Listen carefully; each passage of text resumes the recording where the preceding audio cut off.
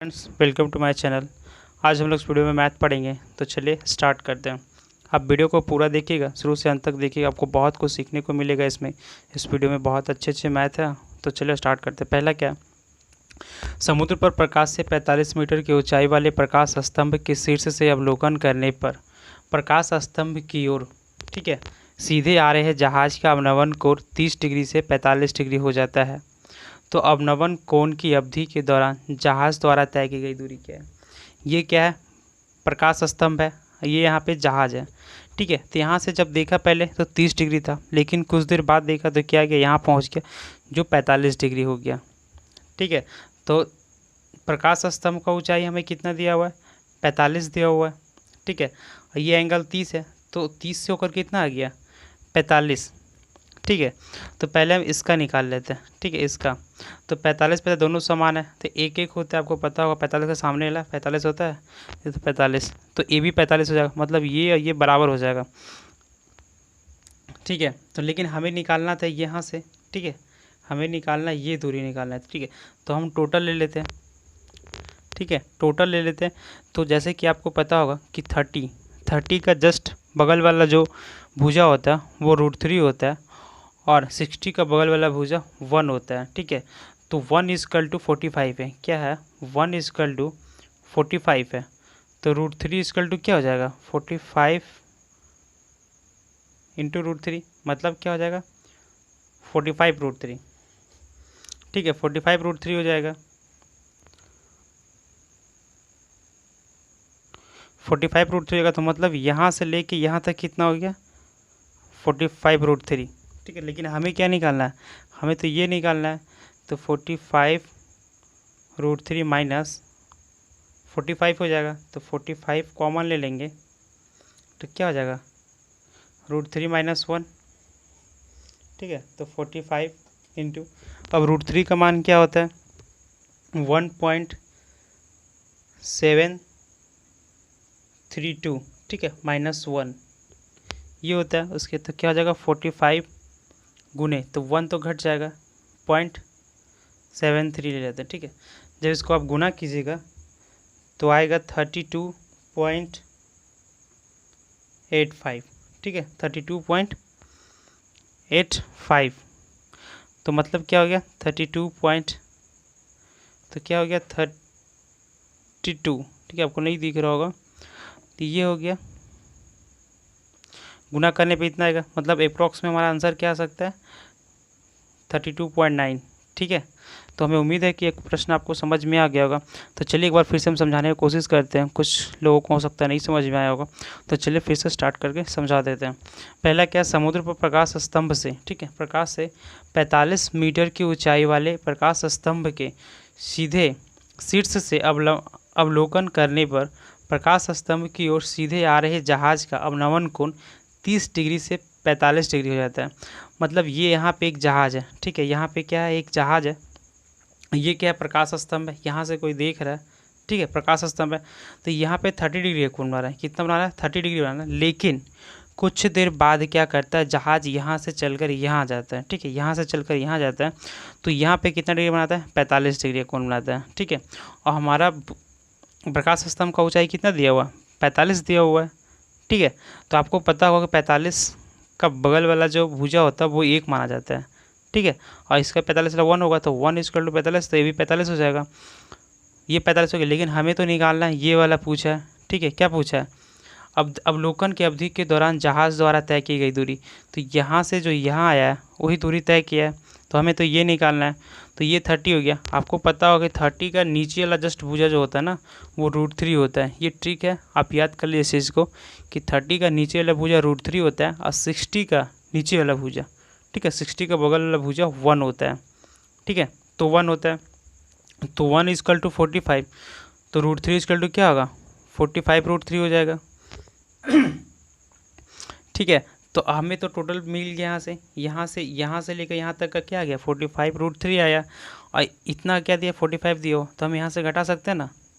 45 √3 - 45, 45 common लेंगे, √3 - 1, 45, और √3 का होता है 1.732 - 1, ठीक है। इसको सॉल्व कीजिएगा, 32.85 आएगा। क्या आएगा? 32. 32.85 आएगा, जो कि हमारा आंसर ये है। तो चलिए हम लोग अगला प्रश्न देखते हैं। ये रहा हमारा दूसरा प्रश्न, ठीक है। तो प्रश्न पढ़ते हैं हम लोग। एक 22 मीटर लंबी सीढ़ी दीवार के साथ 60 डिग्री के कोण पर लगाई गई है। भूमि से उस बिंदु की ऊंचाई ज्ञात कीजिए जहां पर सीधी सीढ़ी को, ठीक है, जहां पर क्या सीढ़ी को स्पर्श करती है, ठीक है। तो हम लोग एक दीवार बनाते हैं पहले, ठीक है। ये एक दीवार है, ठीक है, और ये क्या भूमि है, और यहाँ से सीढ़ी आया, ठीक है, यहाँ से सीढ़ी आया।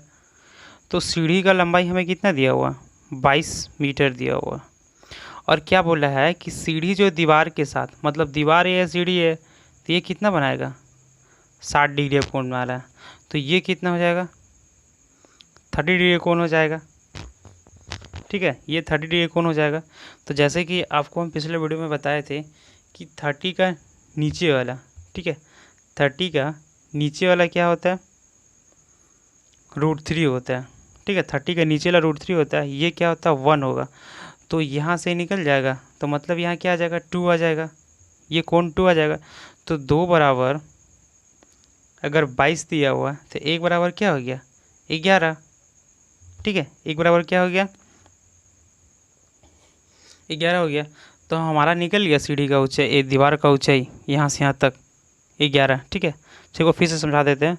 जैसे क्वेश्चन में बोला है कि एक 22 मीटर लंबी सीढ़ी दीवार के साथ 60 डिग्री के कोण पर लगाई गई है। भूमि से उस बिंदु को ऊंचाई ज्ञात कीजिए जहां पर सीढ़ी को स्पर्श करती है, ठीक है। तो ये हमारा दीवार है, यहाँ से सीढ़ी लगा दी है, ठीक है।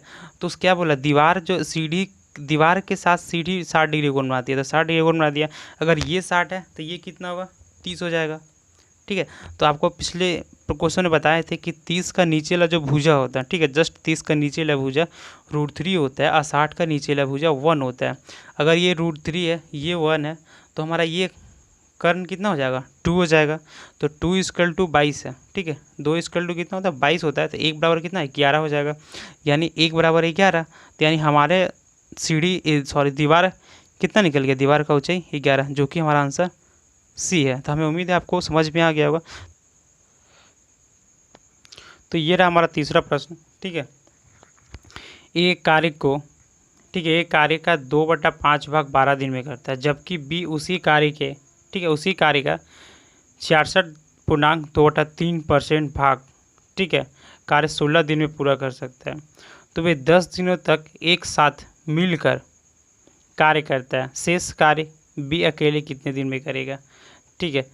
तो ए जो है 2/5 भाग कितने दिन में करता है, 12 भाग। तो पूरा काम कितने दिन में करेगा, पूरा काम कितने दिन में करेगा, तो 12/2 × 5 6 25, मतलब ए जो है पूरा काम कितना दिन में करेगा, 30 दिन में करेगा। अब क्या बोल रहा है, बी उसी कार्य का 66%, 66% मतलब क्या हो जाएगा, 200/3, परसेंटेज में तो 100, तो क्या आ गया, 2/3। 2/3 काम वो कितने दिन में कर रहा है, 16 दिन में कर रहा है, ठीक है। तो पूरा काम कितने दिन में करेगा,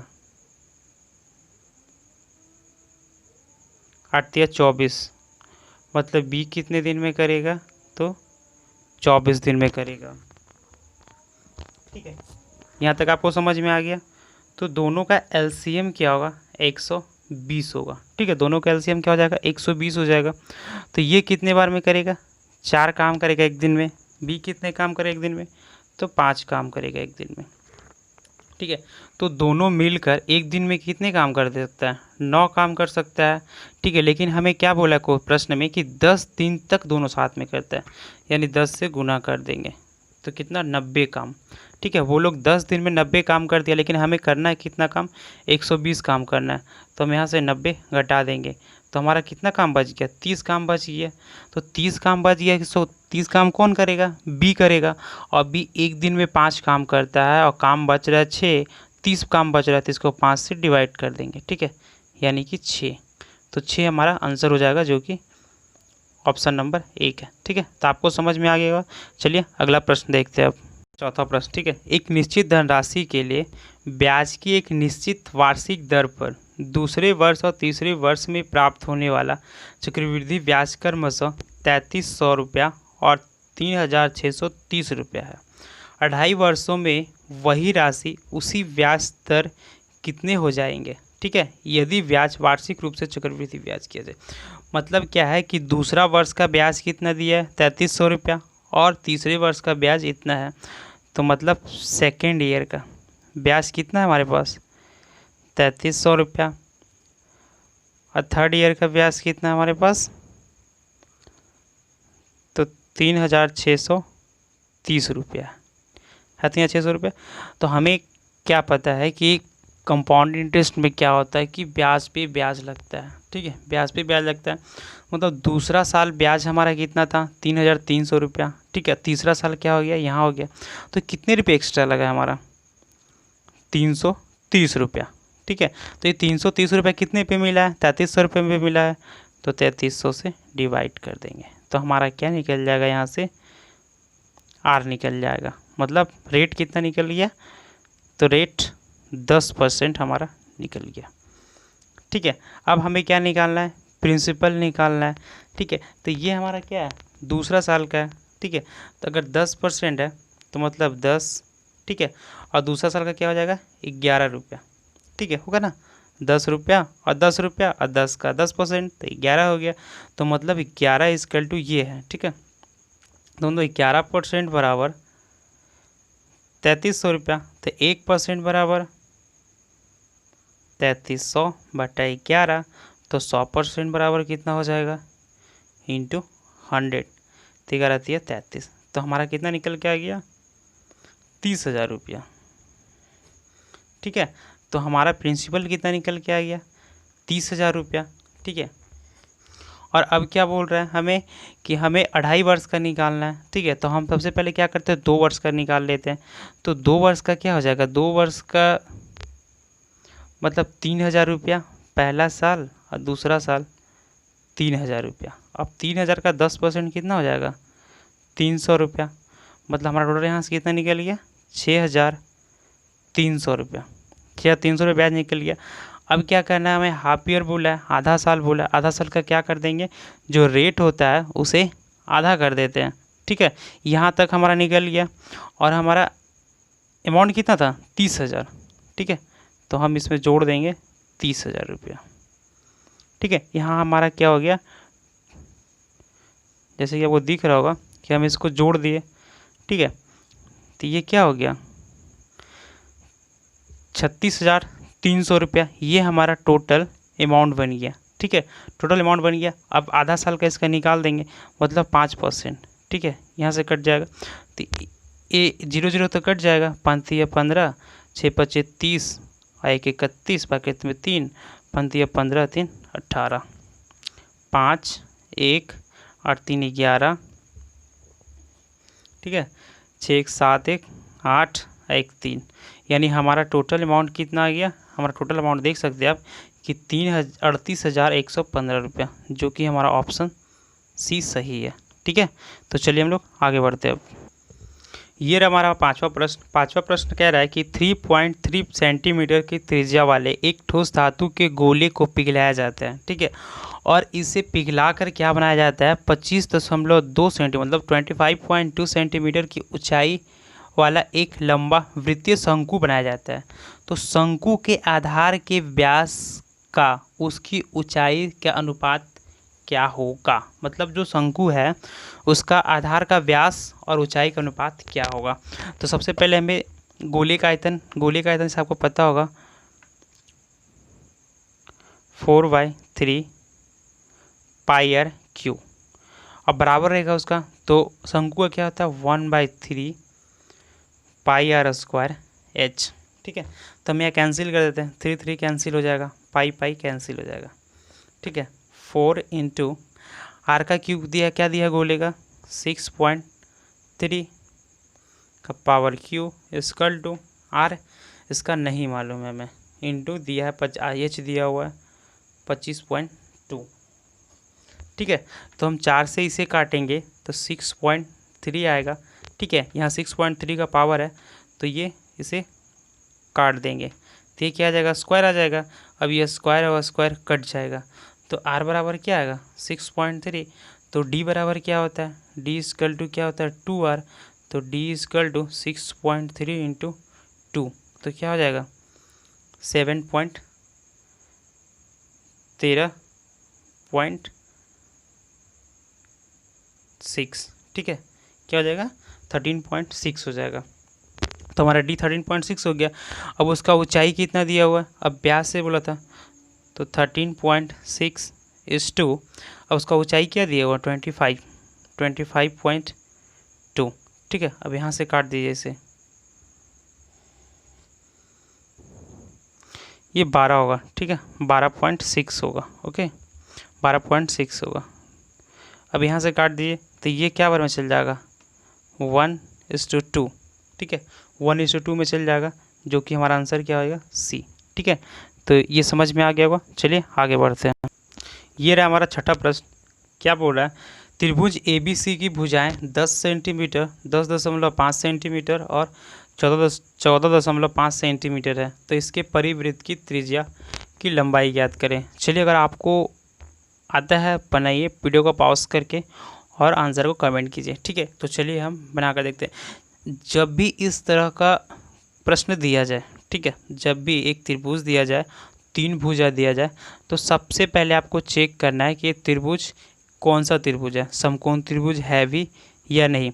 तो समकोण त्रिभुज चेक करने के लिए क्या करना पड़ेगा, जैसे कि आपको पता होगा कि समकोण त्रिभुज में विकर्ण सबसे बड़ा होता है, तो विकर्ण सबसे बड़ा ये हो गया, ठीक है। तो हम सब हमारे पास सबसे आसान तरीका है चेक करने का, ठीक है, कि हमें इसे वैल्यू पुट करके लाना है, ठीक है, इन दोनों को पुट करके ये लाना है।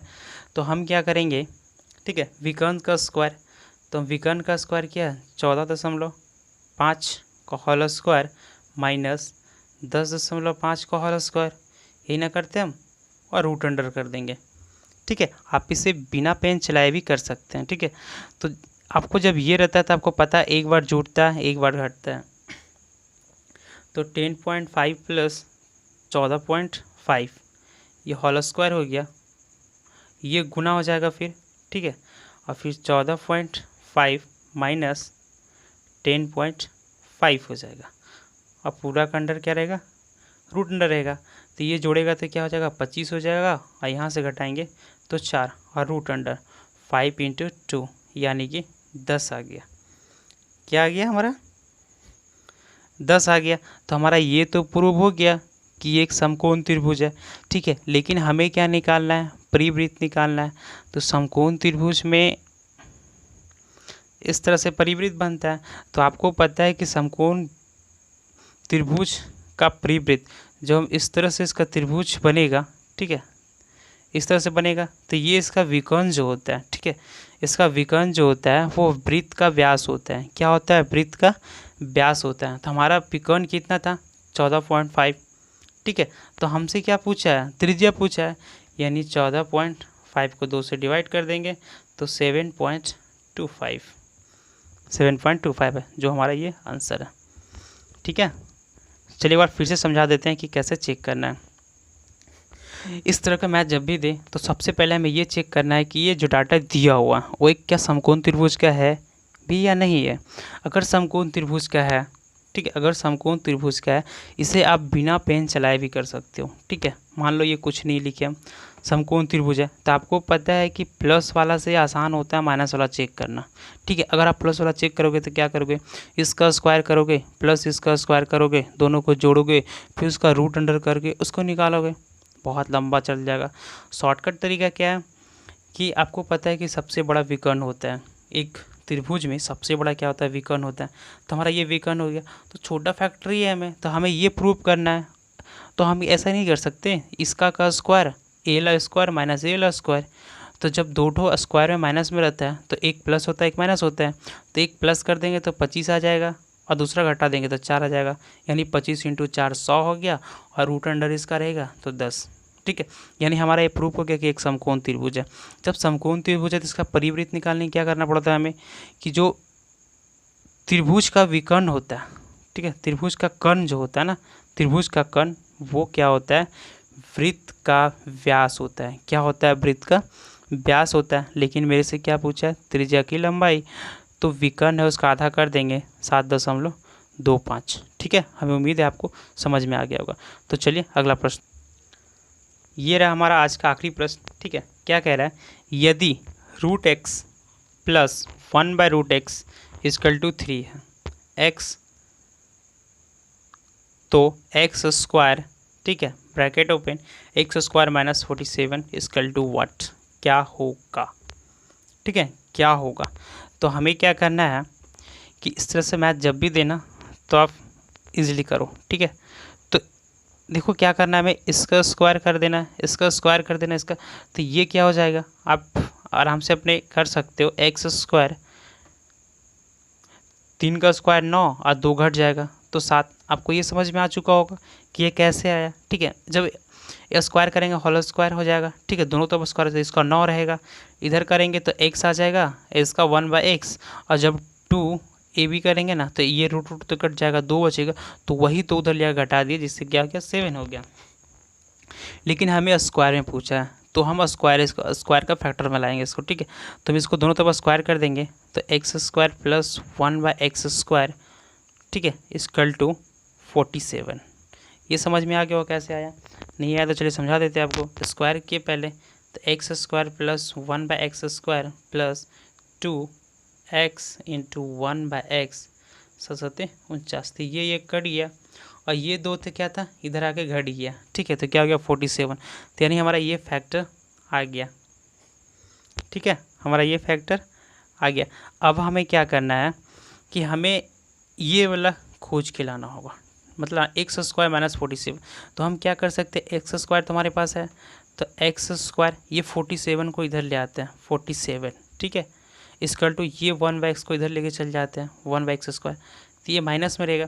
तो क्या हमारा ये मिल गया? X square minus 47, x square minus 47। तो क्या इसका बराबर हम यहाँ पे ये वाला वैल्यू डाल सकते हैं? एक्स स्क्वायर यहाँ पे माइनस 1/x स्क्वायर डाल सकते हैं ना। एक्स स्क्वायर माइनस 47 आया हमारा, और यहाँ पे एक्स स्क्वायर माइनस 47 को प्रश्न में दिया है, तो इसका जगह पे डाल सकते हैं और ये लिख दिए। ठीक है, तो ये कट जाएगा, तो हमारा आंसर क्या बचेगा? -1। ठीक है, तो ये हमारा आंसर है। हमें उम्मीद है कि आपको ये वीडियो बहुत अच्छा लगा होगा। अगर वीडियो को अच्छा लगा तो लाइक कीजिए और हमारे चैनल को सब्सक्राइब कीजिए। चलिए हम लोग मिलते हैं नेक्स्ट वीडियो में। जय हिंद। हाँ, एक बात और बता दें कि हर एक वीडियो में हमारे 10 प्रश्न रहेंगे। ठीक है, तो अगली वीडियो में फिर से हम लोग 10 प्रश्न लेंगे, जो कि इसी तरह से रहेगा, आपको बहुत ही आसान लैंग्वेज में समझाया जाएगा। ठीक है, तो अगर आप इसी तरह से पढ़ना चाहते हैं हमारे साथ, तो हमारे चैनल को सब्सक्राइब कर लीजिए। ठीक है, तो चलिए मिलते हैं नेक्स्ट वीडियो में। जय हिंद।